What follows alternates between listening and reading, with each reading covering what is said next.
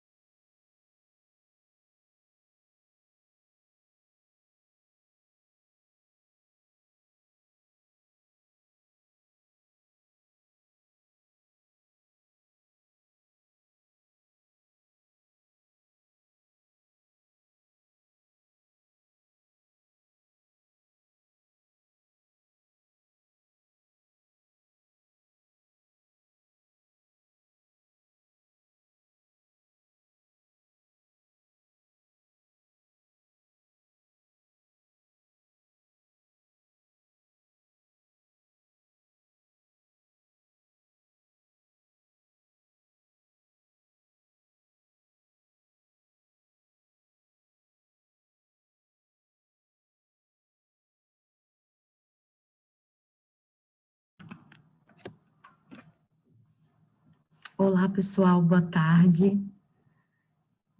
Espero que alguém poderia me confirmar se está me ouvindo bem. Doutora Cláudia, ouvindo bem, sim.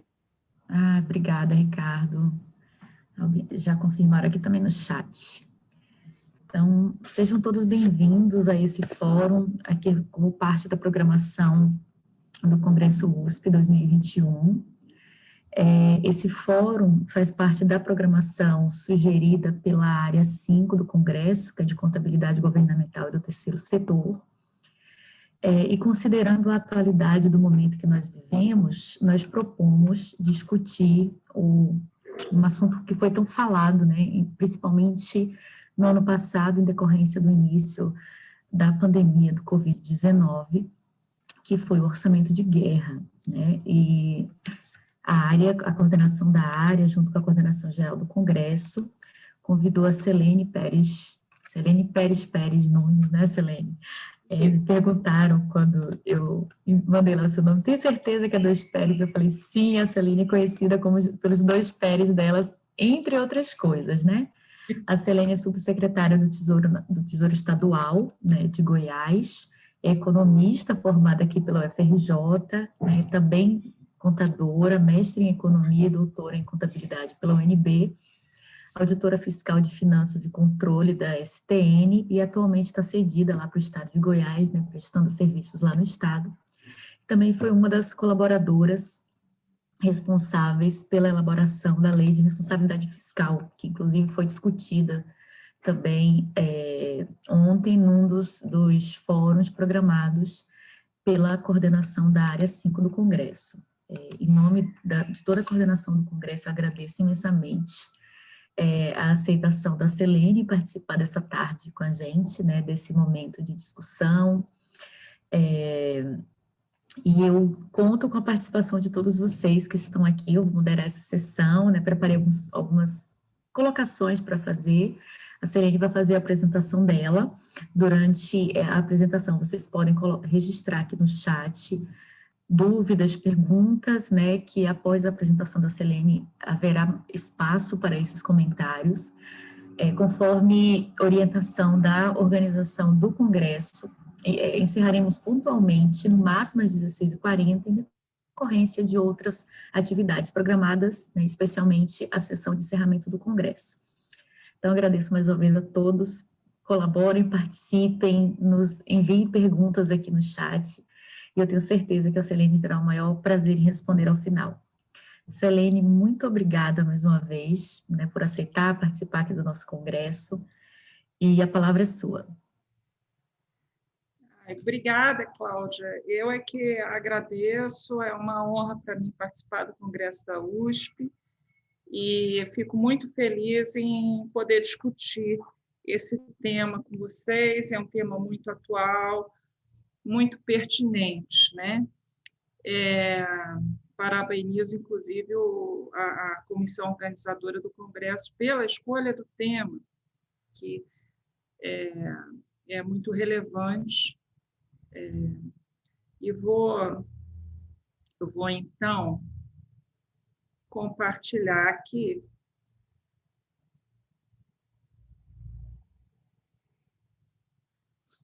Está todo mundo vendo? Compartilhar aqui a apresentação sobre orçamento de guerra e execução orçamentária em tempos de pandemia. Eu procurei dar nessa apresentação uma visão mais geral, né? Mostrando, inclusive, a conexão do orçamento de guerra com todo o contexto das regras fiscais e bem como da própria pandemia, né? Bom,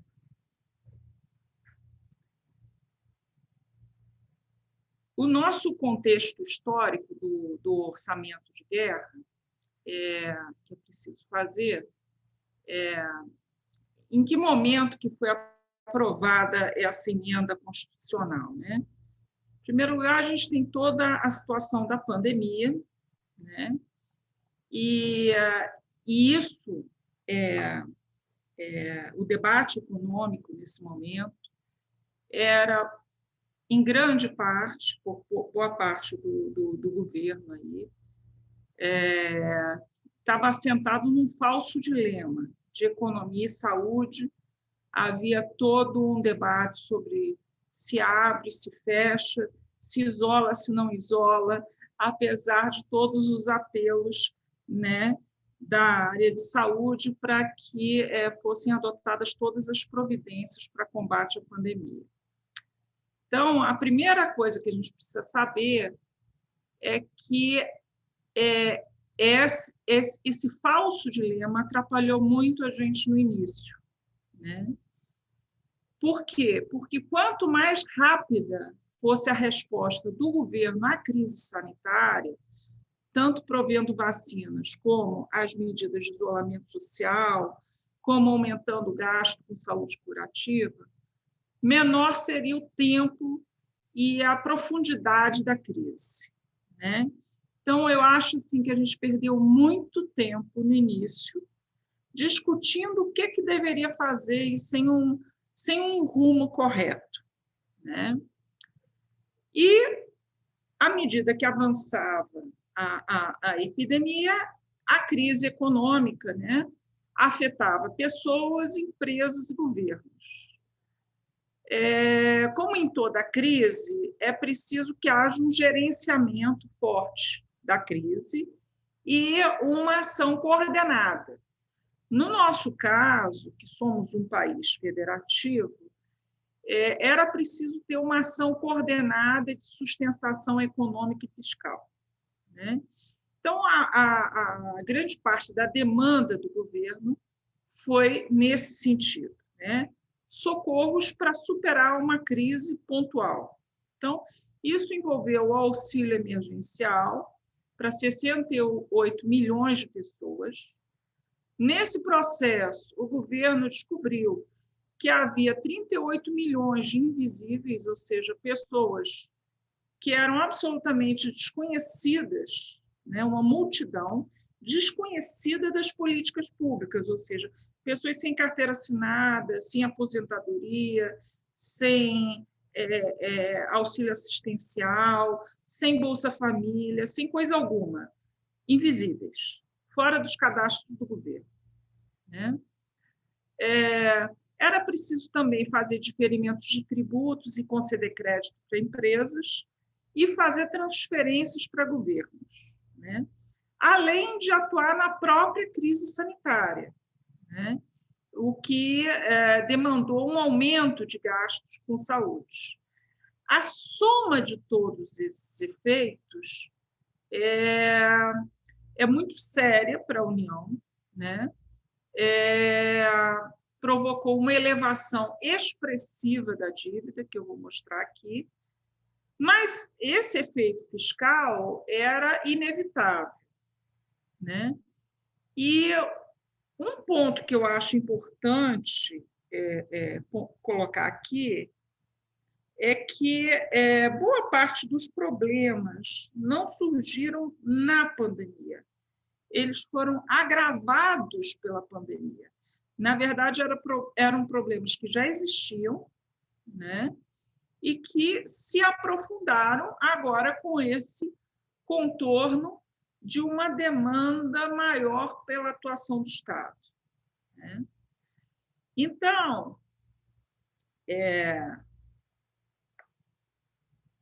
se nós observarmos aqui, a atuação do governo federal nesse combate à pandemia, então, as despesas do governo federal relacionadas com a Covid, né, elas se concentraram fortemente no período de junho a setembro.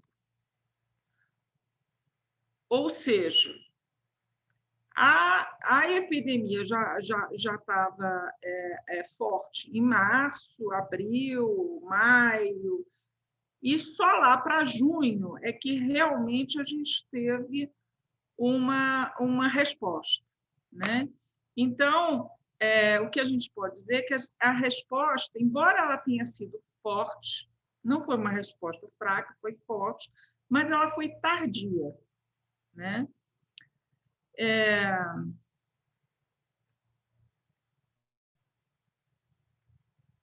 Não sei direito por que não está passando aqui. Bom, passou agora. Essas despesas do governo central relacionadas ao combate à Covid foram, na sua maior parte, então 56%, para auxílio emergencial a pessoas, né? Vejam que esse é o maior efeito aqui, bem como para benefício emergencial de emprego e renda, né? 14% foi para apoio a estados e municípios, né? E uma outra parte aqui, despesas adicionais, enfim. Você teve alguma coisa aí para aquisição de vacinas, né? Que foi bem pouquinho, foi 1,5%, né? E alguns outros itens, né? Mas você percebe que a maior parte foi mesmo transferência para pessoas, tá?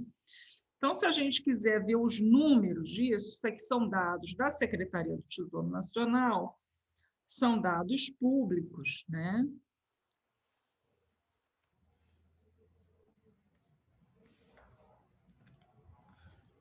E nessa planilha aqui, então, a gente tem a discriminação desses dados, né?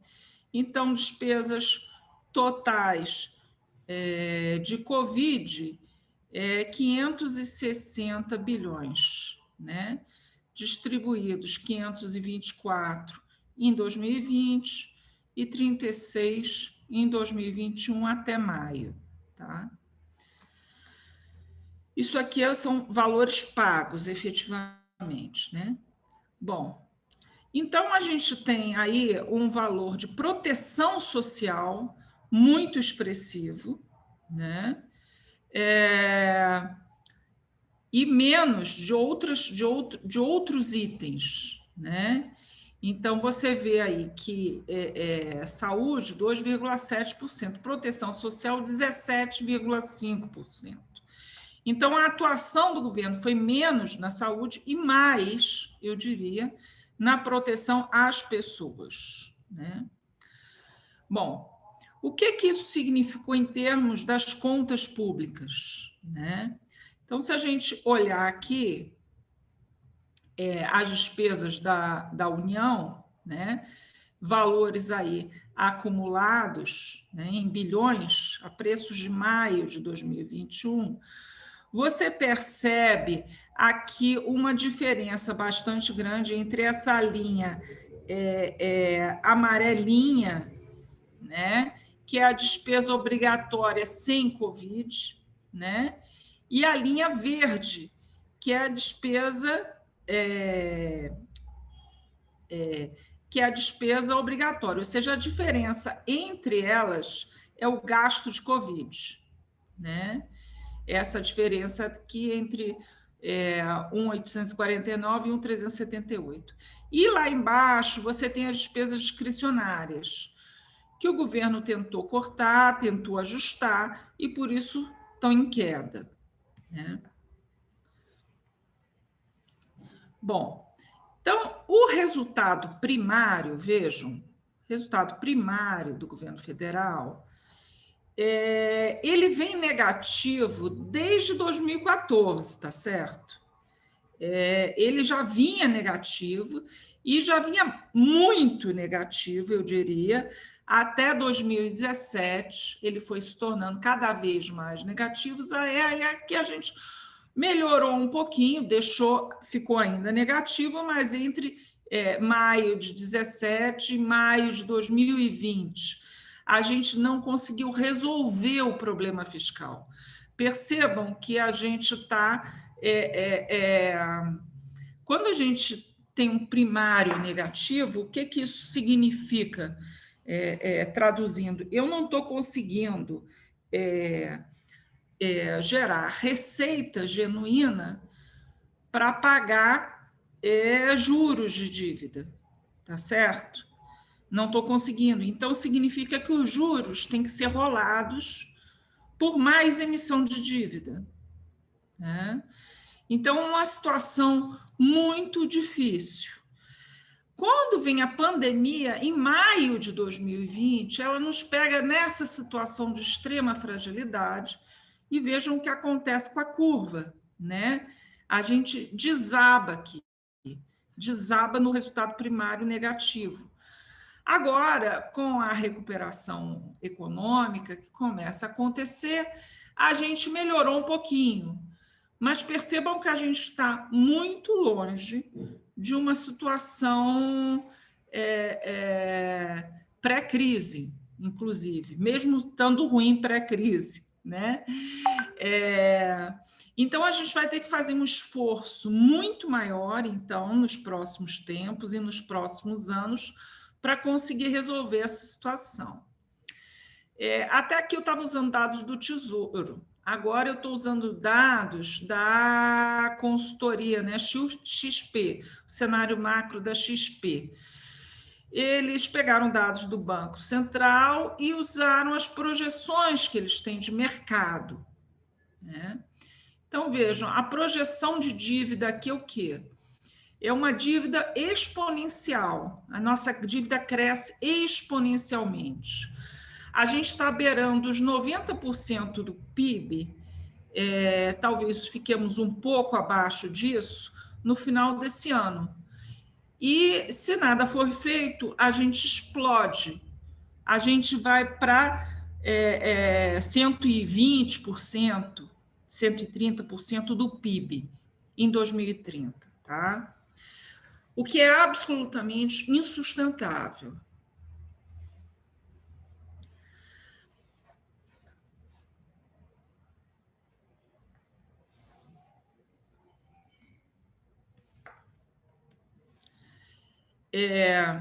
Bom, dentro desse contexto histórico do orçamento de guerra, é importante destacar, então, que houve uma falta de liderança e de coordenação para se enfrentar o problema com a tempestividade que era necessária.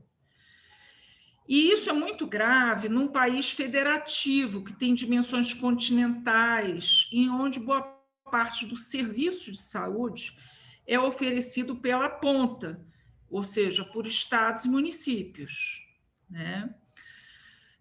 Houve um decreto, né? em março de 2020, que instituiu um comitê de crise para supervisão e monitoramento dos impactos da Covid. Contudo, apenas ministros, presidente e ministros do governo federal participavam deste comitê. Ou seja, embora nós sejamos um país federativo, em nenhum momento os estados e municípios foram chamados para participar desse comitê de crise, né? O governo federal, então, gastou muito, é verdade, e isso se repercutiu nos números de primário e de dívida, como eu já mostrei, mas a resposta foi lenta e descoordenada. Então, isso retardou a recuperação econômica e acabou gerando uma inflação devido à própria desestruturação produtiva, ou seja, a economia desabou com a crise, tá certo? Muitas empresas fecharam, muita gente perdeu emprego, perdeu renda, né? Setores houve inclusive escassez de produtos em vários setores, né?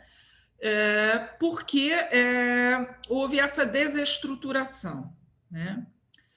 Bom, isso vai se repercutir, então, nos índices de inflação, tá?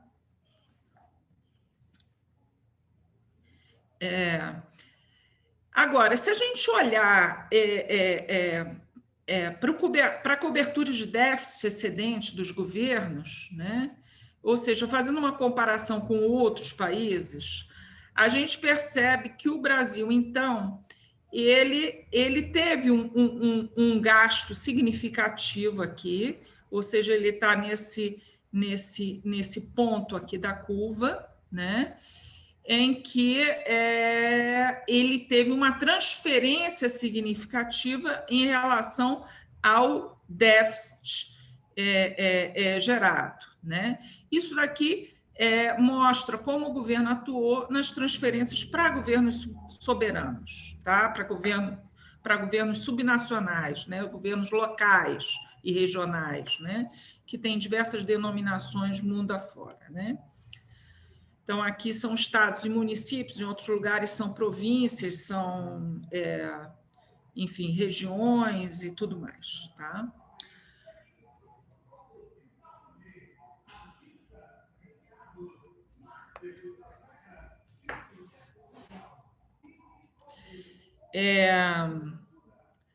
Então, nesse gráfico aqui, a gente mostra o impacto da pandemia sobre governos locais e regionais em países selecionados. Percebam que o Brasil ele não é nem dos mais afetados, se a gente for comparar outros casos que estão numa situação muito, muito pior, né? Tá?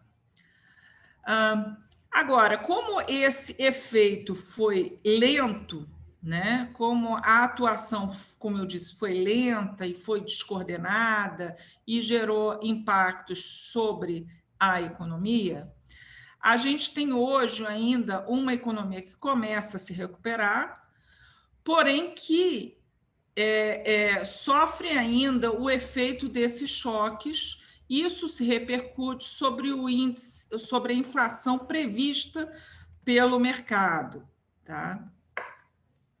Então, se a gente olhar aqui a inflação prevista pelo mercado, o índice do IPCA, vocês observam essa trajetória aqui crescente. Quem tem acompanhado o relatório Focus está meio assustado, porque toda semana o mercado revisa para cima as previsões de inflação. Então, 6,31, de acordo com o último relatório, né? Percebam que há 4 semanas estava 5,90, né? E isso, então, deve repercutir muito no mercado, a possibilidade. Então, agora que a gente tem é que o Banco Central atue elevando juros, o que isso deve impactar certamente os investimentos e atrapalhar ainda mais a recuperação econômica, né?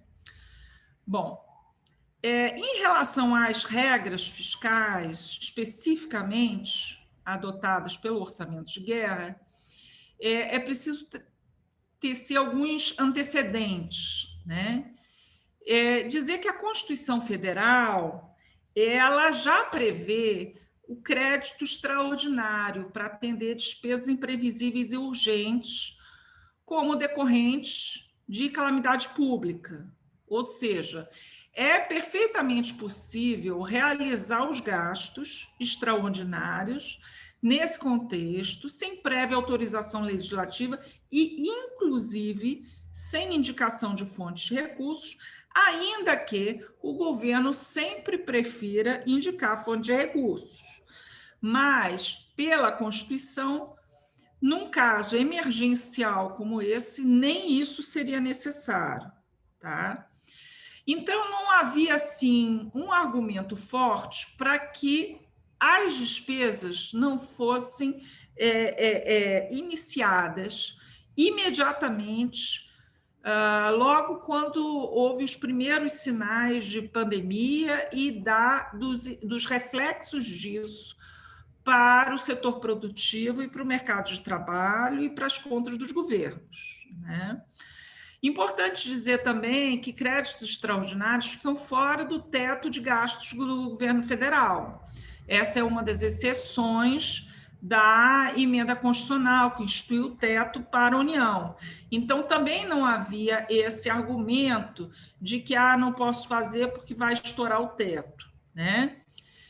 Percebam que havia todo um amparo constitucional, a legislação brasileira é bastante completa em termos de atuar nas situações excepcionais, tá certo?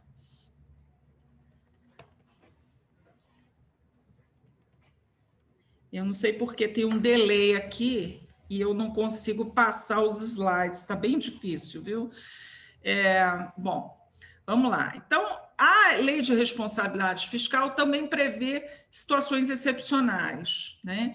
Então, em casos de crescimento econômico negativo ou inferior a 1% nos 4 últimos trimestres, você flexibilizava o prazo para enquadramento dos limites, né? De despesa de pessoal, de estoque de dívida. Também o artigo 65 prevê o caso de calamidade pública, né? Originalmente, ou seja, até 2019, já era previsto que, em caso de calamidade pública, ficava suspensa a contagem dos prazos para enquadramento dos limites, ficava também dispensado o atingimento de metas fiscais e limitação de empenho e movimentação financeira. Então, o fato de você ter um déficit pontual nesse momento não era impeditivo para se fazer créditos extraordinários, não havia impedimentos na Lei de Responsabilidade Fiscal, não havia necessidade de fazer contingenciamento nessa hora, né? Então, a Lei de Responsabilidade Fiscal ela já previu situações diferentes, né? Então, você tem regras normais, você tem regras mais duras para o final de mandato e regras mais flexíveis para essas situações excepcionais, né? Bom, além disso,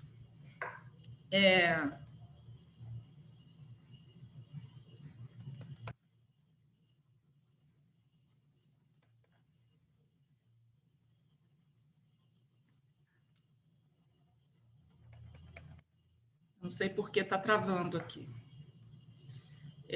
Além disso, após a crise, né, a pandemia, então, com a Lei Complementar 173, que veio apenas no final de 2020, se alterou a Lei de Responsabilidade Fiscal para dizer que apenas em casos de calamidade pública reconhecida pelo Congresso Nacional, Ou seja, antes era qualquer calamidade pública, o que me parecia mais razoável, inclusive. Então, você imagina, sei lá, uma tragédia como a de Brumadinho, né? Aí você tem uma calamidade pública, você não pode exigir que o governo cumpra a meta fiscal, faça contingenciamento naquele momento, cumpra limites, entende?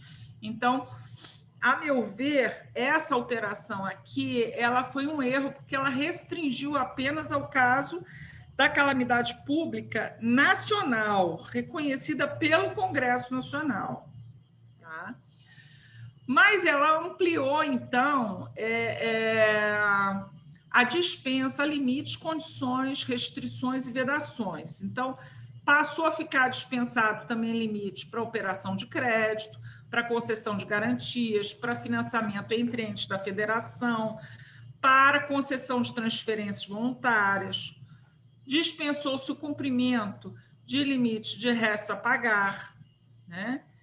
E também, no caso, se destinado para a calamidade pública, as condições para renúncia de receita, para aumento de despesa, e aí, inclusive, criação de despesas obrigatórias de duração continuada, o que eu acho um erro também, porque se ela é de duração continuada, ela não está estritamente relacionada ao período de calamidade pública. É preciso dizer que faz todo sentido aumentar a despesa em função da calamidade pública, mas não faz nenhum sentido comprometer períodos seguintes com esse tipo de despesa. Ou seja, essa atuação tem que ser circunscrita àquele momento, tá?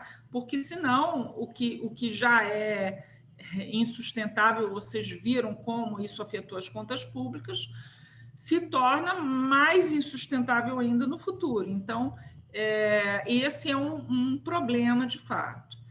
Além disso, se dispensou também a vinculação à finalidade em exercício diverso, ou seja, eu poderia desvincular recursos não utilizados anteriormente e utilizar em outros fins, tá? Durante esse período da calamidade reconhecida pelo Congresso Nacional.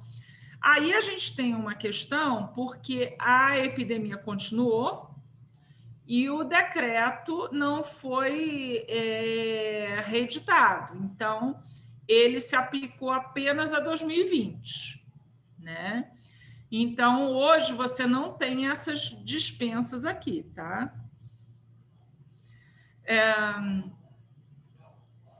Além disso, a gente tem que lembrar que a Resolução 40 do Senado Federal introduzia limites para a dívida consolidada, mas esse limite era só para estados e municípios, ou seja, a União não tem ainda limite para a dívida consolidada. Então, assim, esse argumento de que eu não posso me endividar porque tem teto, porque tem limite, não cabia também, tá? A regra de ouro, para ser flexibilizada, ela é constitucional, ela exigiria um PL aprovado por maioria absoluta. Isso já vinha acontecendo, né? Então, assim, primeiro a gente precisa entender o que é a regra de ouro, né? Então, tentando ser didática, né? A regra de ouro impede que eu faça operações de crédito, né, para financiar a despesa corrente. Tá? Nessas despesas correntes se incluem os juros da dívida. Então, o que isso significa? Né?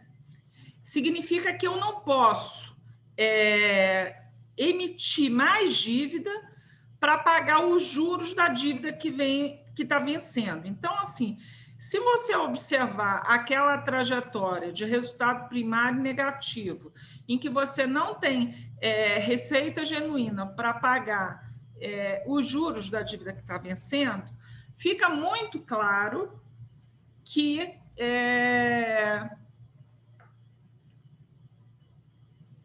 fica muito claro que eu não vou ter condições de cumprir a regra de ouro. Então, isso já vinha acontecendo, certo?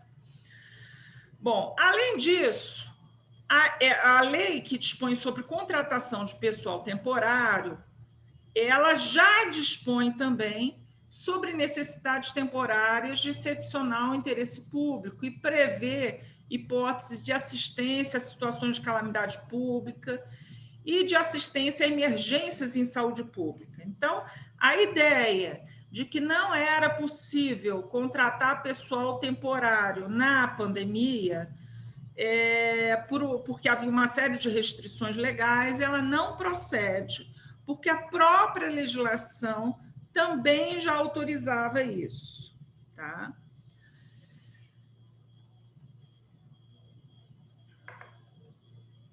Bom, em relação à contratação de obras, serviços e compras, a lei de licitações prevê as condições em que a licitação é inexigível e também tem, nas hipóteses de dispensa de licitação, os casos de emergência ou de calamidade pública, né?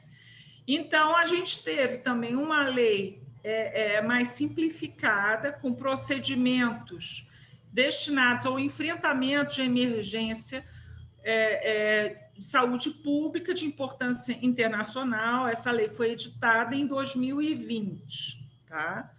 Mas percebam que poderia, sim, haver, pela lei de licitações, dispensa para atender a calamidade pública, antes mesmo de ser aprovada essa lei com procedimentos específicos.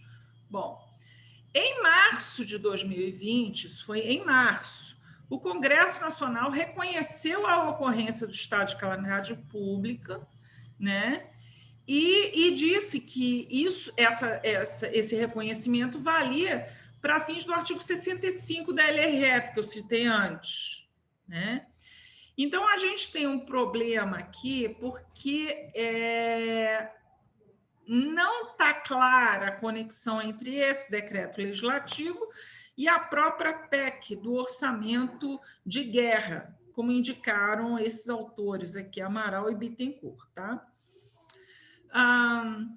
Depois disso, o governo, ainda com muitas dúvidas, ajuizou uma ação direta de inconstitucionalidade, que foi julgada pelo ministro Alexandre de Moraes, né, que concedeu a medida cautelar para afastar as exigências para todos os entes federativos de cumprimento do artigo 14 da LRF, que trata da renúncia de receita, condições para renúncia de receita, 16, que fala da exigência de ter prévia dotação orçamentária com créditos suficientes e não transigir nenhuma determinação da LDO. 17, que é a despesa obrigatória de caráter continuado, novamente não achava necessário esse 17 aqui, 24, mas enfim. E bem como artigos correspondentes na LDO da União. Posteriormente à edição da emenda constitucional do orçamento de guerra, o plenário do STF declarou a extinção dessa ação por perda de objeto, né? Então, a emenda constitucional foi aprovada e se entendeu que não era necessária essa decisão. Veja, eu compartilho da ideia do salto, né, que diz que essas regras fiscais existentes anteriormente ao orçamento de guerra já tinham bastante flexibilidade, tá? E que não seria necessário alterar regras fiscais, né?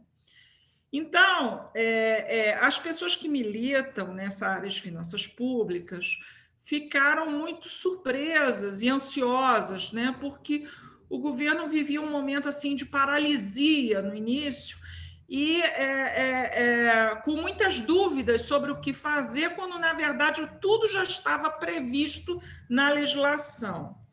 Digo ainda que o fato de se aprovar o orçamento de guerra pode ter gerado algumas contradições com normas já existentes anteriormente, né?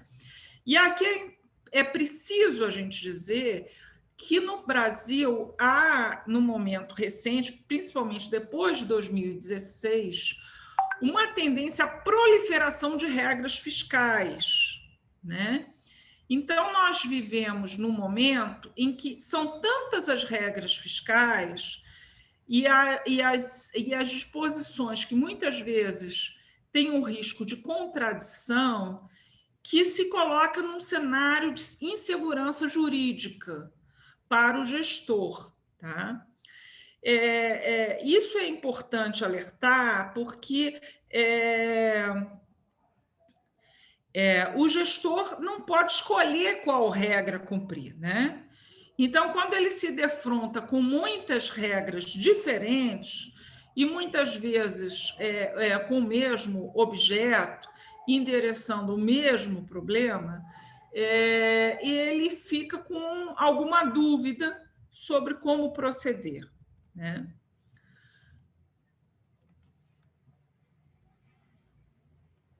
Bom, deixa eu ver se agora vai.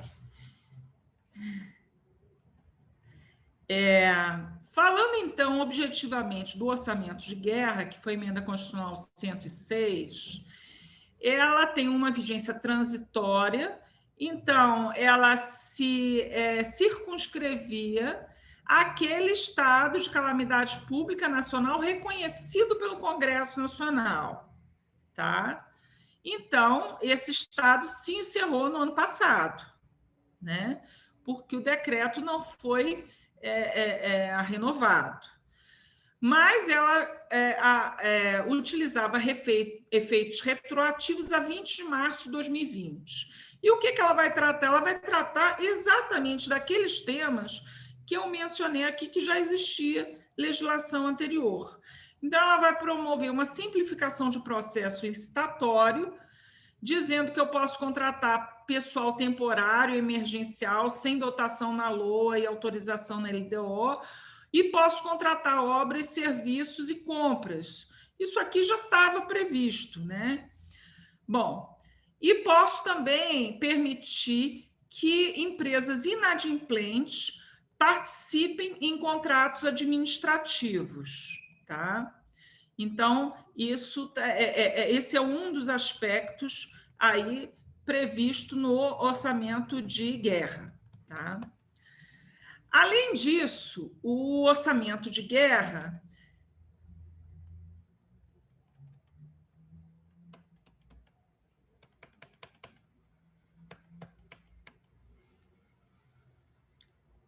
vamos ver se destrava. Tá difícil, né?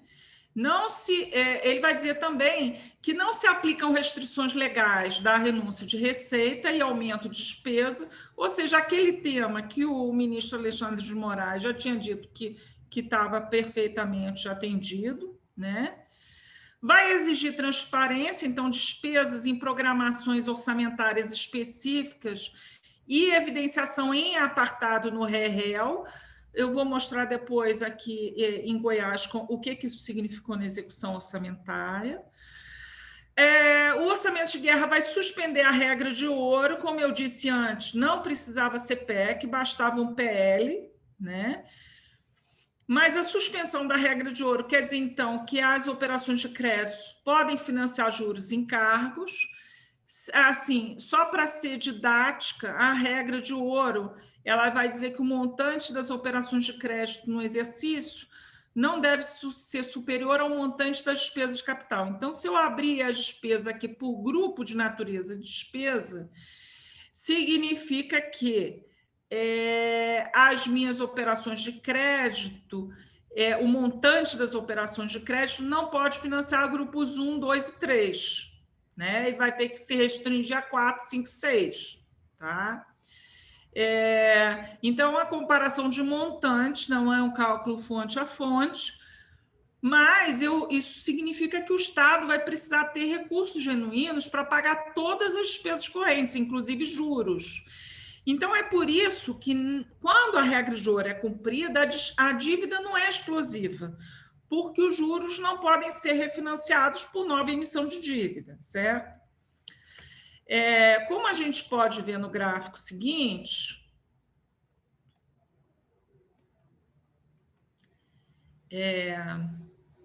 isso são dados do Tesouro Nacional, que vão indicar que a regra de ouro já vinha sendo descumprida antes da pandemia, tá? E já vinha sendo flexibilizada por PL, teria que ser um PL aprovado por maioria absoluta no Congresso Nacional, tá? Então, esse gráfico aqui mostra em bilhões a preços correntes, né, acumulado em 12 meses, o cumprimento da regra de ouro na União. Percebam que, a partir de 2019, nós tivemos um pequeno momento aí em 2017, início de 2018, né? E a partir aí de 2019, nós tivemos um descumprimento da regra de ouro cada vez maior e que foi agravado certamente com a pandemia, tá? Então, percebam que essa não é uma questão nova, não é, digamos assim, uma questão gerada pela pandemia, embora ela tenha sido agravada, tá?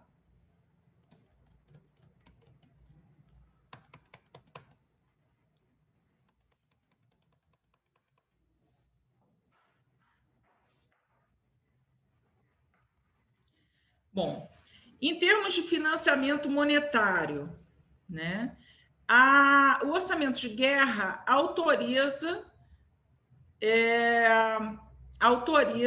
a compra e venda de títulos do Tesouro Nacional em mercados secundários.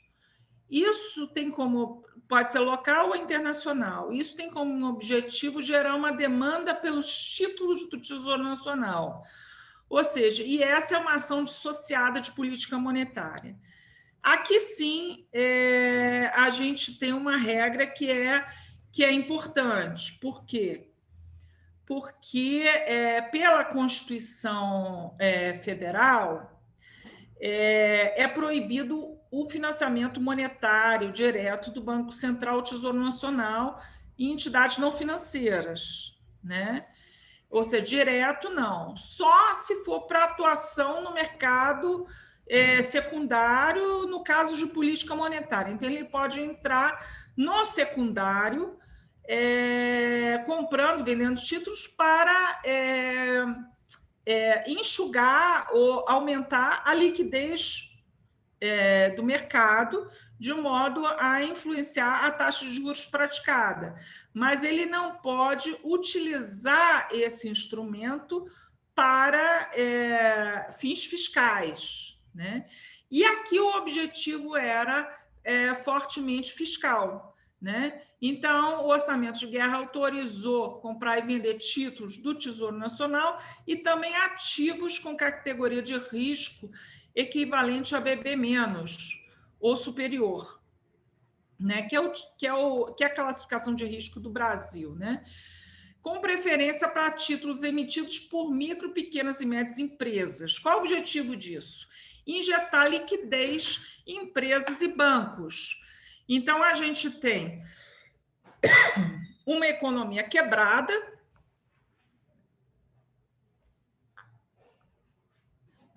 com empresas falindo, porque não conseguem vender seus produtos, né? E se a empresa for devedora de bancos, tem um risco aí para os bancos também, né? Então, a atuação do Banco Central nesse momento ela era muito necessária e esse aspecto, eu diria que foi o mais assim inovador, que não estava previsto na legislação anterior, talvez o único que não estivesse previsto anteriormente. Então, para não ficar uma coisa assim fora de controle, né, o Congresso Nacional exigiu transparência com publicação diária das operações realizadas e prestação de contas mensal ao Congresso Nacional. Tá? Também disse que a alienação dos ativos pelo Banco Central podia ser em data posterior à vigência do estado de calamidade. E que o Banco Central deveria editar um regulamento prevendo contrapartidas, naturalmente, prevendo contrapartidas aí de empresas, de bancos, enfim, e vedação de pagamento de juros sobre capital próprio e aumento de remuneração. Isso inclui bônus, participação em lucros, remuneração diferida e outros incentivos. Isso é para evitar que essa injeção de liquidez fosse parar em aumento de remuneração dos banqueiros, né? Então, assim, seria uma maneira de socorrer empresas e bancos e evitando que isso fosse parar aí como uma remuneração extra de dirigentes, inclusive de empresas e de bancos, tá?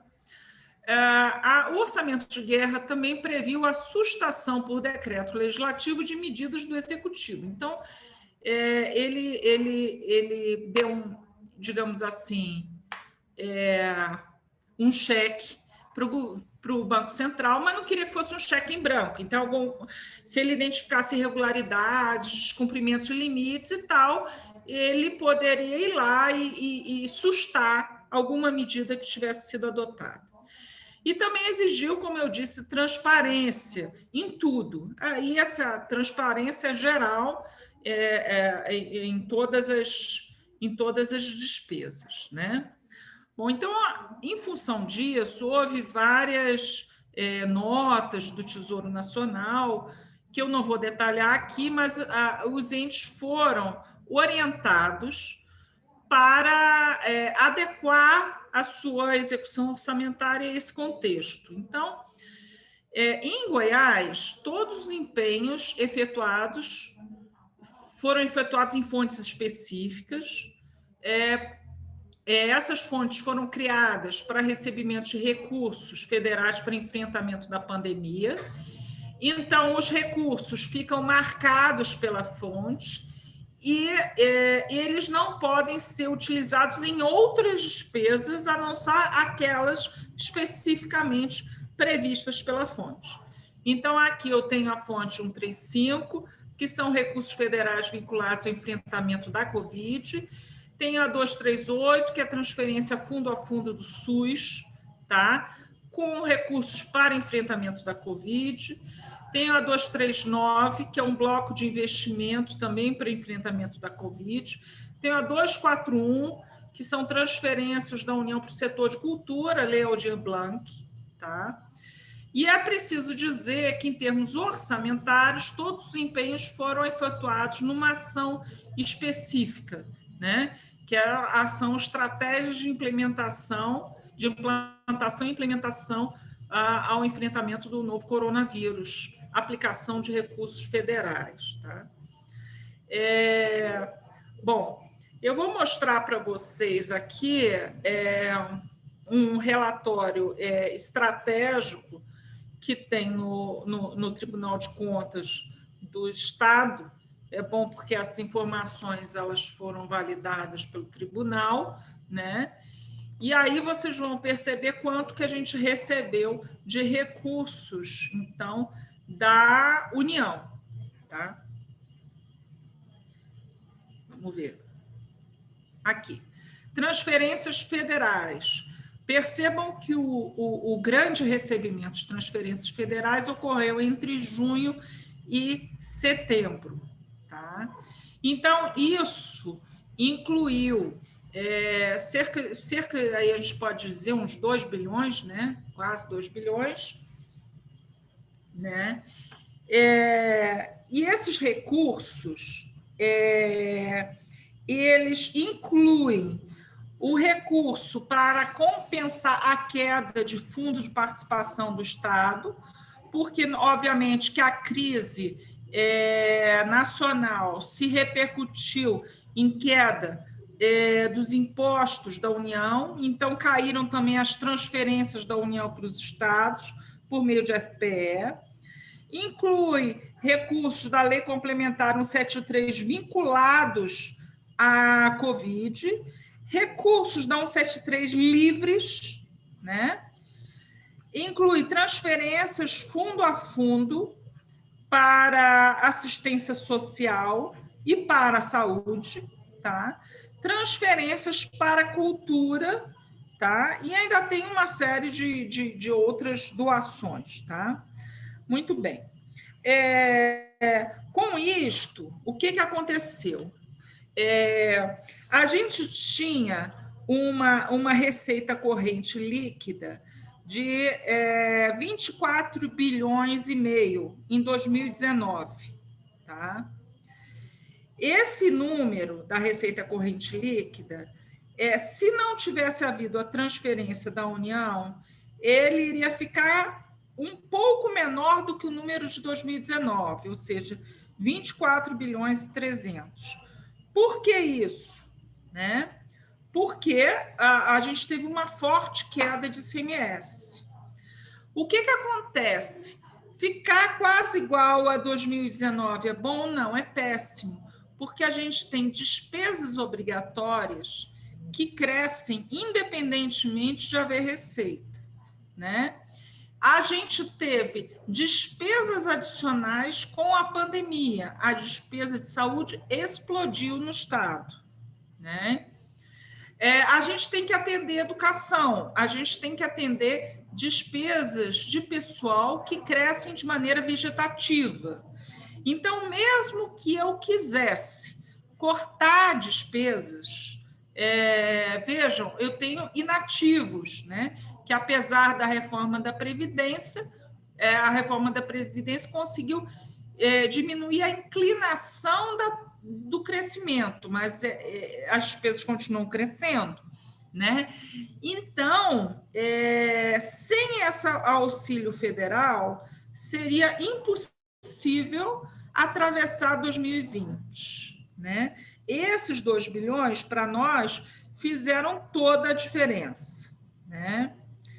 Então, com isso, a gente ficou com uma receita corrente líquida de 26,3 bilhões em 2020. Teríamos ficado com 24,3 bilhões se não tivesse havido as transferências federais.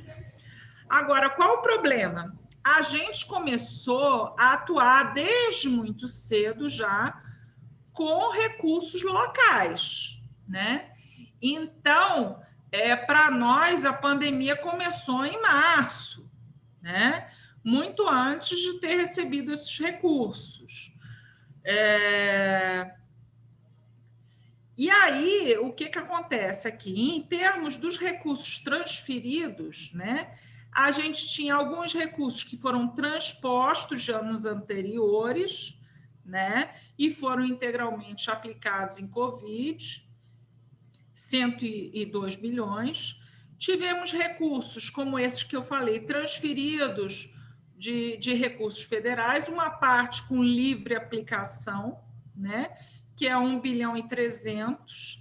Nesses casos de recursos de livre aplicação, a lei não exigia que houvesse um marcador orçamentário financeiro, porque eles eram recursos livres para compensar a queda de receitas do Estado, então eles ingressaram em fonte 100.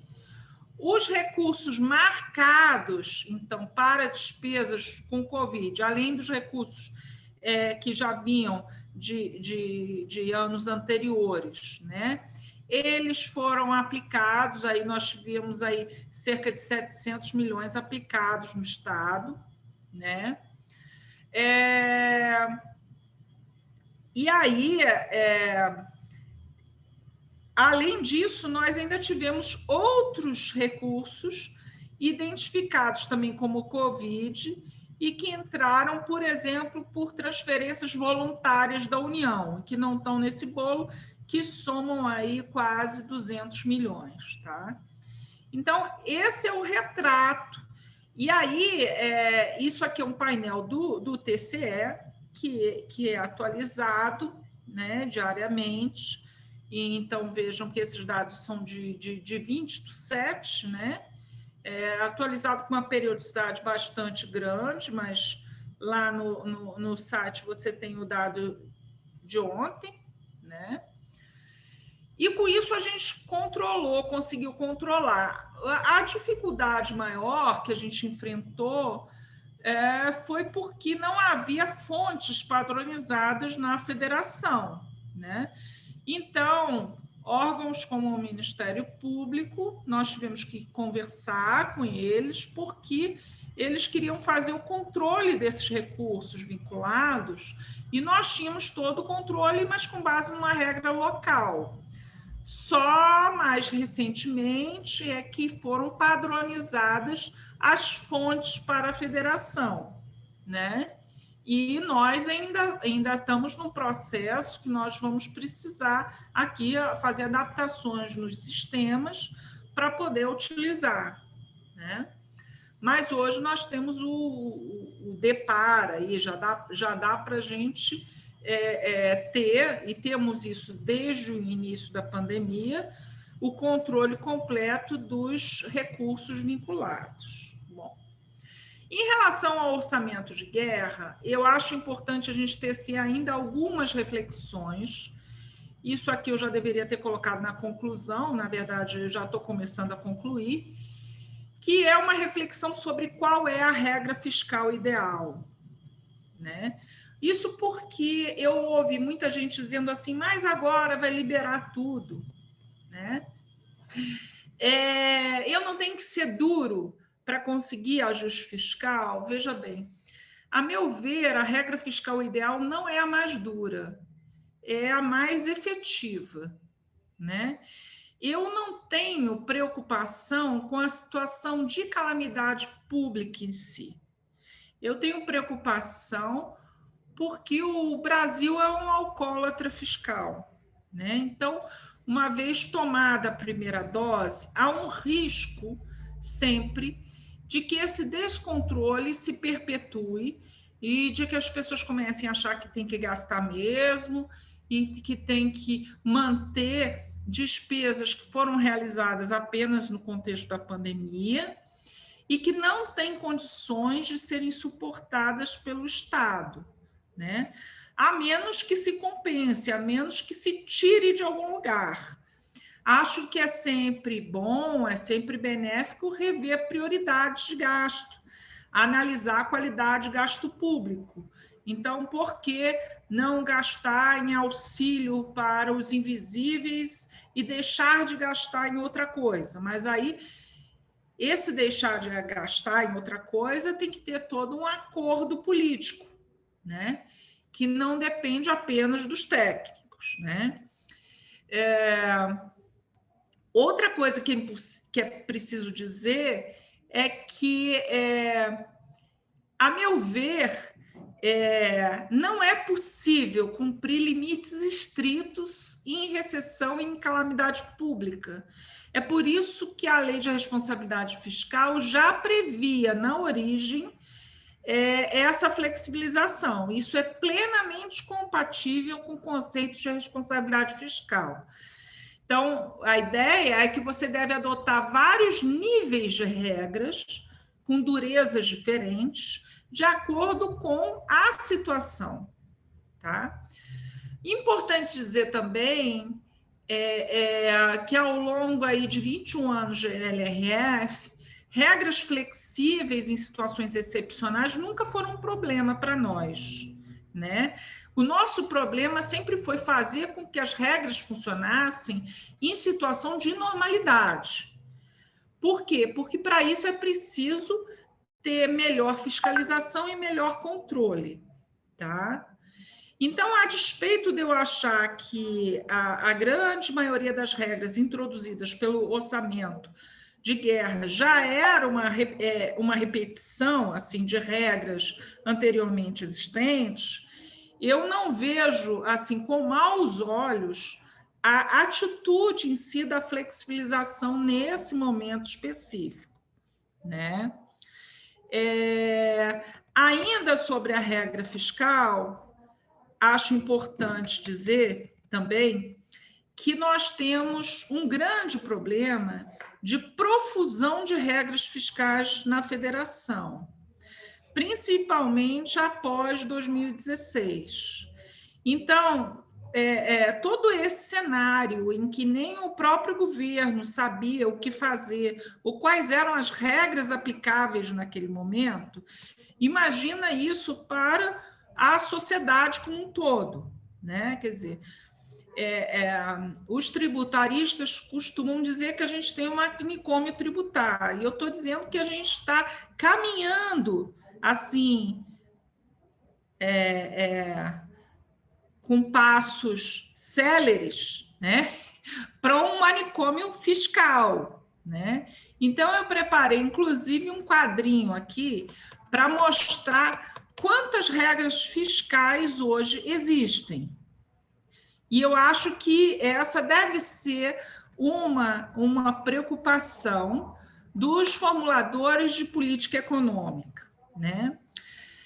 Eu vejo regras sendo criadas sem muita reflexão, assim, de uma maneira assodada ou sem pensar exatamente, porque para fazer uma regra fiscal, o primeiro passo é diagnosticar o problema para fazer o desenho adequado da regra, com os incentivos corretos. Então, ao aplicar a regra, eu tenho que pensar assim, como é que os agentes vão se comportar diante da vigência dessa regra?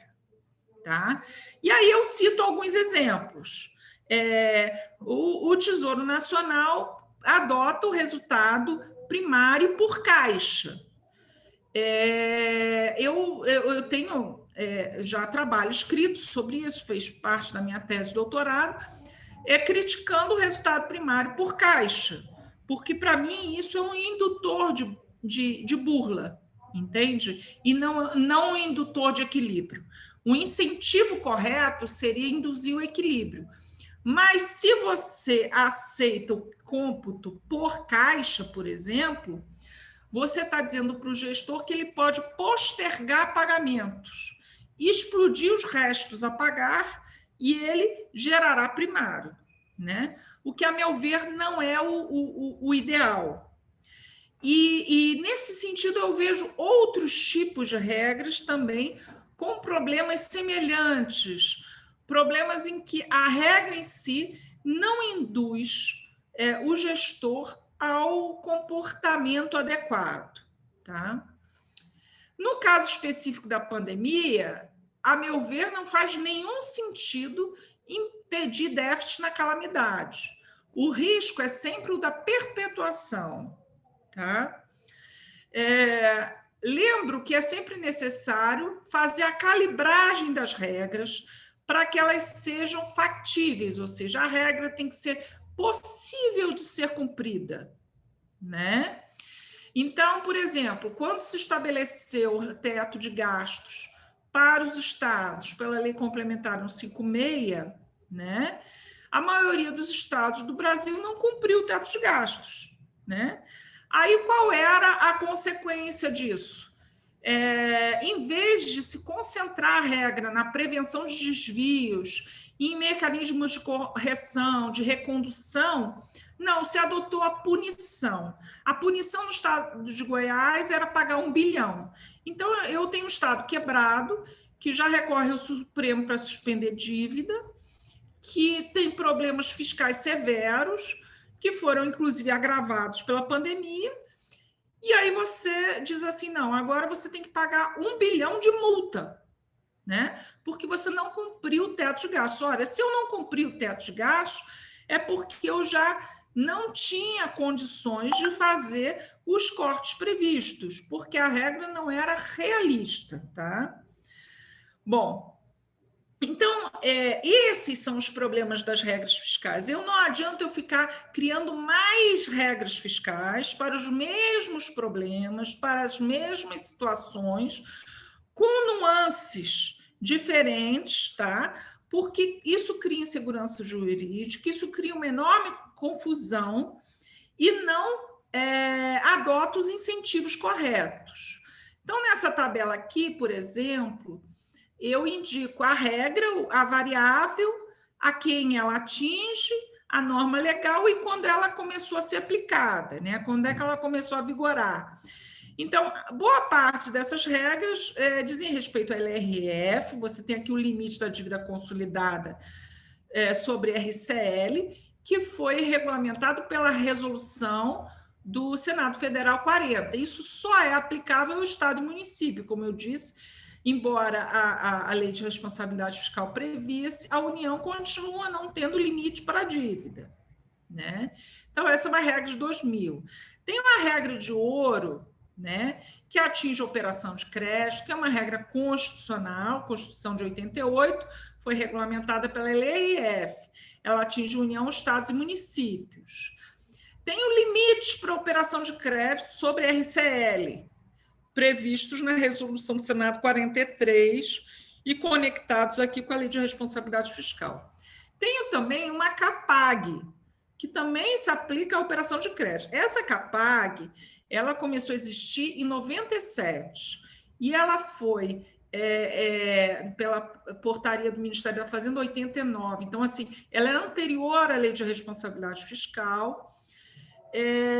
Ela deixou de ser exigida por muito tempo pelo governo federal e foi objeto de várias alterações de portarias. A mais recente é a portaria do MF de 2017 e a portaria da STN aí de 2020. Bom, tenho regras também para refinanciamento entre entes da federação. Na verdade, na LRF, isso era uma vedação, era proibido. Essa vedação, ela foi flexibilizada na LC 156, que fez refinanciamento para estados e municípios, depois na LC 159, mais recentemente na LC 178. Tá? Temos limites para garantias, restos a pagar, tá? Na LRF. Temos meta de resultado primário já na LRF. Né? Muito embora o Manual do Tesouro é que define o critério contábil para apurar o resultado primário, que isso, a meu ver, está com sério problema. Temos também condições para renúncia de receita. Isso já existia na LRF, levaram quase igual para a Constituição Federal pela Emenda Constitucional 95. Temos hoje 4 tetos de gastos em vigor. Então, temos o teto de gastos para a despesa primária da União, temos o teto de gasto da despesa primária corrente dos estados, pela Lei Complementar 156, que eu me referi, e que, como boa parte dos estados descumpriu, esse teto acabou sendo alterado pela Lei Complementar 178, então tem uma prorrogação do teto aqui. Temos um teto de gasto de despesa primária pela 159, alterada pela Lei Complementar 178. Temos um outro teto de gastos, introduzido mais recentemente também para estados e municípios, pela Emenda Constitucional 109. Então, assim, só para teto de gastos, nós temos 4 aqui. Bom, limites de pessoal, não obstante os limites específicos, existem limites para despesa com pessoal com percentual da RCL, na LRF, e as vedações, já existiam vedações na LRF. Não obstante isso, foram introduzidas outras vedações na LC 173 e depois na LC 178, que alterou a Lei Complementar 159. Bom, então vejam que, a meu ver, há um excesso de regras e há problemas de efetividade nas regras. Então, uma coisa que eu sempre me preocupo é como é que estão atuando os tribunais de contas, que são os responsáveis pelo cumprimento, por atestar o cumprimento das regras fiscais. Então, eu, inclusive, publiquei um artigo na revista da USP, né, do pessoal de Ribeirão Preto, sobre isso, sobre esse assunto, né? Porque, a meu ver, é muito, muito problemática a atuação dos tribunais de contas e, naturalmente, a gente não pode generalizar, há casos e casos, mas, de um modo geral, eles não ajudaram no cumprimento das regras da Lei de Responsabilidade Fiscal. Tá? Bom, continuando aqui, então, já indo para a nossa conclusão final, se eu conseguir passar o slide. Tá indo, Solange. Vamos acabar para dar para ouvir as perguntas aqui da plateia, mas está acabando.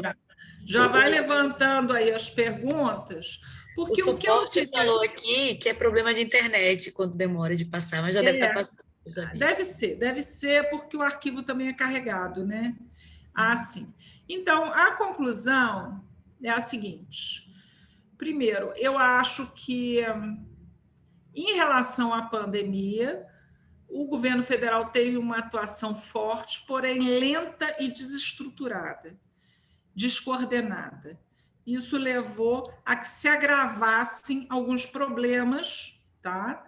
Que nós não precisaríamos ter. Nós não precisaríamos ter uma recessão desse tamanho, não precisaríamos ter um repique de inflação como estamos tendo agora, e poderíamos ter menos sofrimento para as pessoas, principalmente os invisíveis. Tá?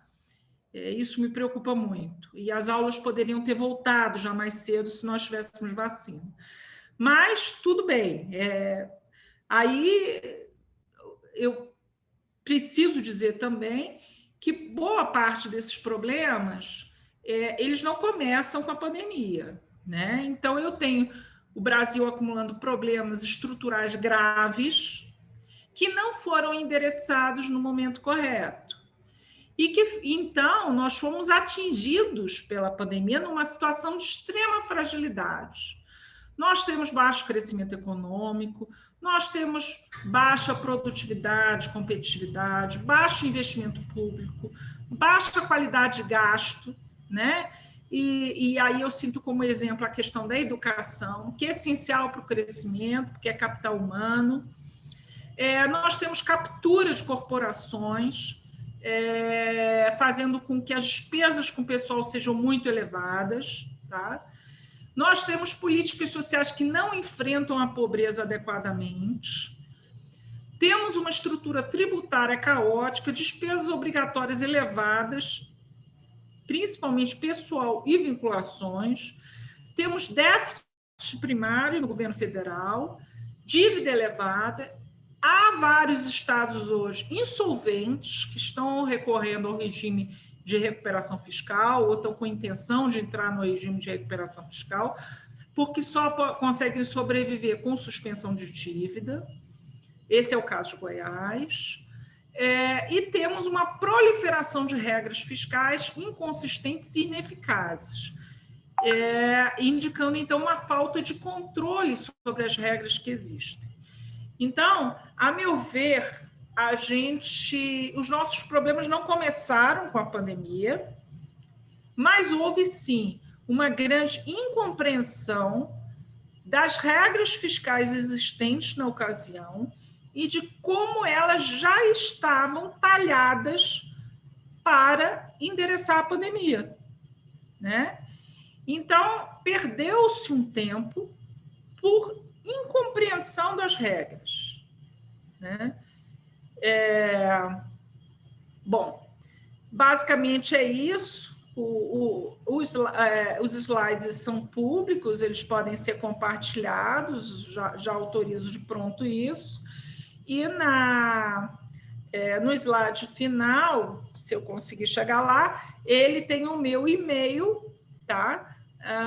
Para que as pessoas possam fazer contato caso tenham interesse. Então, me coloco à disposição para perguntas. tá? Sim, as referências estão nesse slide aqui intermediário. Obrigada, Selene, mais uma vez, pela colocação, pela sua apresentação, que nos deu uma ideia geral desse instrumento que foi criado ano passado, em decorrência da pandemia, e que, inclusive, ao contrário do que algumas pessoas podem achar, né, não é um orçamento paralelo, né, não é um orçamento à parte para despesas da pandemia, mas se tratou de um instrumento, né, que alterou a Constituição, inclusive, porque muitas regras orçamentárias estão presentes na Constituição, né, a grande parte das nossas regras orçamentárias, para que os governos pudessem agir com um pouco mais de celeridade, né, e conter as consequências da pandemia da melhor forma possível, né? Embora, como você bem falou, nem tudo aquilo que está na regra, que é posto numa emenda ou no instrumento, como a PEC 106 de 2000, que criou o chamado orçamento de guerra, nem sempre a gente consegue colocar em prática exatamente como foi concebido. Tem duas perguntas aqui, né, que eu vou ler em bloco, daí você pode responder, para ver se a gente consegue responder mais uma. A pergunta aqui da Célia Maria. Ela pergunta sobre a dimensão fiscal e contratual. Você concorda que o orçamento de guerra possui lacunas instrumentais em termos de desenho, na medida em que o primeiro caso não existe definição estratégica do planejamento e no segundo falta um critério de transparência e controle social da despesa? Essa é uma pergunta. E a outra é da professora Patrícia Varela, pergunta seguinte aqui. Ela pergunta quais são os principais fatores que levaram os entes federados a ter tão frágil condição fiscal / financeira para enfrentar esse período de estresse. Eu tenho mais uma pergunta aqui, que de alguma forma também é relacionada com a pergunta da professora Célia, né, que eu não sei como você avalia, né, você que tem trabalhado de perto, né, na linha de frente de um governo estadual nesse período de pandemia, essa PEC do orçamento de guerra, né, que se transformou em emenda constitucional, ela tem instrumentos efetivos para o controle social ou os órgãos de controle estão tendo dificuldades, né, também de fazer controle tanto externo como acesso da sociedade civil a essas informações detalhadas? Veja, como eu disse, não há necessidade de, numa PEC, né, você ter o desenho de políticas, que era a coisa necessária. O que o governo precisava fazer? Ele precisava fazer planejamento. E eu não preciso de PEC para isso, né? Porque a função de planejamento ela já deveria estar introjetada nos gestores, né? Então, diante de uma pandemia e declarada a calamidade pública em março, o que o governo tinha que fazer? Olha, são essas as minhas ações de combate à pandemia. Então, nós vamos delinear aqui quanto que nós vamos transferir para os estados, como é que vai ser o auxílio emergencial, e já iniciar com celeridade. Mas perdeu-se um tempo discutindo qual era a legislação necessária. Como eu disse, não era necessário, né? Então, o que o governo tinha que fazer era traçar políticas e gerir com celeridade, liderar o processo e fazer isso de forma coordenada com os estados e municípios, para não ficar todo mundo batendo cabeça. Quer dizer, tem que ter mesmo um comitê de crise, mas tem que ser um comitê que consiga dialogar com a federação, né? Eu acho que esse é um aprendizado importante para nós, né? Um aprendizado da crise, né? Então, de fato, não houve, viu, Célia, definição estratégica de planejamento, só que eu acho que isso não é na PEC, né? E, além disso, critérios de transparência e controle social da despesa. Não houve, diria, muito tardiamente. Então, já lá para o final do ano, depois que o Ministério Público reclamou muito, a STN foi editar uma nota dizendo quais eram as fontes, e aí pretendeu padronizar a fonte. Só que padronização de fontes é um negócio complexo, tá? Isso altera orçamentos, tem que ser feito nos sistemas, né? E a gente estava em plena execução de um orçamento em vigor, com outras fontes. Então, não dava, àquela altura, para pensar numa padronização. O que eu acho? Essa padronização ela já deveria ter sido feita muito antes da pandemia, porque a gente já dizia que isso era necessário há muito tempo, né? E aí, quando veio a pandemia, se pensou que era necessário ter as fontes para ter transparência, controle social de despesa e tal. Então, os estados fizeram o que era possível, ou seja, com a necessidade de criação de fontes, né? E fazendo um depara, digamos assim, para as fontes da União, né? Para identificar. Acho também que o gestor tem uma responsabilidade por liderar esse processo. Então, aqui em Goiás, a gente fez essa marcação desde o início, tá? E o Tribunal de Contas aqui, vocês viram as informações aí, ele tem site, ele tem boletim estratégico acompanhando essa questão. Então, as informações estão à disposição do público na internet, tá certo? Então, assim, agora, existe uma diretriz geral, existe uma coordenação desse processo? Não, porque não tem uma liderança nessa matéria, entendeu? Então é cada um por si, Deus por todos, digamos assim, né? E aí quem tem juízo procura criar os controles e disponibilizar para o público, mas eventualmente pode ter gente que não sabe o que fazer, entende? Ou que não queira fazer, enfim, não sei, né? A segunda pergunta, os fatores que levaram os entes federados a ter uma frágil condição fiscal e financeira, isso exigiria outra palestra, mas vamos lá, rapidamente.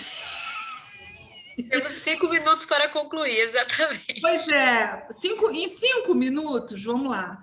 Eu diria que a gente não completou a regulamentação da Lei de Responsabilidade Fiscal, a gente não tem limite para a dívida consolidada da União, não tem Conselho de Gestão Fiscal. A gente conseguiu fazer nos manuais da STN um milagre, eu diria, o MCASP e o MDF, que conseguiram padronizar regras para a federação, mesmo sem ter assim um super apoio legal para isso, só agora que isso entrou na Constituição Federal, né? Mas se conseguiu fazer isso conversando, dialogando com entes federados, né? O que foi muito importante, se conseguiu construir um plano de contas da federação, né? Se conseguiu padronizar relatórios, demonstrações contábeis, tudo isso que a gente avançou na convergência para as normas internacionais e para cumprimento da LRF, foi feito por técnicos, né? Porém, a grande lacuna, a meu ver, é ainda o controle. Então, você tem tribunais de contas cujos conselheiros são indicados politicamente, né? Há, em vários casos, uma certa captura política, né? Há questões de burla da Lei de Responsabilidade Fiscal que foram apoiadas e até engendradas por alguns tribunais. Isso entrou em resoluções, isso fez com que alguns estados tivessem, inclusive, relatórios diferentes, padrão de relatório para a STN, padrão de relatório para o Tribunal de Contas, né? Em 2016, como eu disse, o governo federal também teve uma responsabilidade, porque ele também não atuou nesse processo, né? Poderia ter feito proposta nesse sentido, poderia ter se criado uma instância jurisprudencial no TCU para uniformizar a jurisprudência dos tribunais de contas, havia proposta para isso. Poderia ter atuado, inclusive, havia várias PECs no Congresso Nacional para endereçar a questão da indicação política, nenhuma delas andou, né? E aí também o governo do PT, que não tinha muito compromisso com a lei de responsabilidade fiscal, eu diria que desandou de vez, né? Ali por 2016 desandou, sabe? E aí, há aquelas restrições da LRF, que é a suspensão de operação de crédito, de garantias, de transferências voluntárias, não funcionaram. Houve entes da federação que receberam garantias que não podiam ter recebido, que receberam transferências voluntárias que não deveriam ter recebido, que fizeram operações de crédito. E aí você começou a validar todas as pressões por refinanciamento de dívida. E você não endereçou o problema correto, que era do desajuste na origem. Então, em vez de você ter feito a reforma da Previdência, que era a tua grande pressão na área de pessoal, em vez de você endereçar a questão da pressão que tem as corporações sobre a despesa de pessoal, de repensar as vinculações. Hoje a gente tem uma vinculação excessiva com educação e saúde, a gente tem uma pressão de gasto absurda com saúde, que ultrapassa a vinculação, e uma dificuldade de cumprir a vinculação com a educação, porque não tem gasto suficiente para isso. E, apesar disso, a gente fica engessado nas vinculações. Só para dizer o mínimo, né? Então, eu diria que teve uma corresponsabilidade aí de governo federal e de tribunais de contas nesses processos, junto com gestores que certamente usar irresponsáveis, né?